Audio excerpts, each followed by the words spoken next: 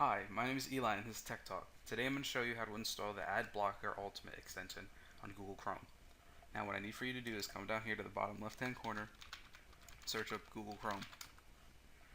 Then from there what I want you to do is to grab the URL I had put in the description down below and paste it into your search bar. So right click and paste, and then from there click enter. Then I want you to come up here up to the top left hand corner and search up AdBlocker Ultimate. And then from there, what I want you to do is to click on the first extension. A page will pop up and it'll have a blue button that says Add to Chrome. And then from there, it's going to ask you if you actually want to add the extension onto your Chrome. Just click Add Extension. And then from there, it'll install the AdBlocker Ultimate extension onto Google Chrome for you. Now, if you have any questions about what we talked about today, make sure to leave them down in the comment section below, and I'll be sure to get back to you as fast as I can.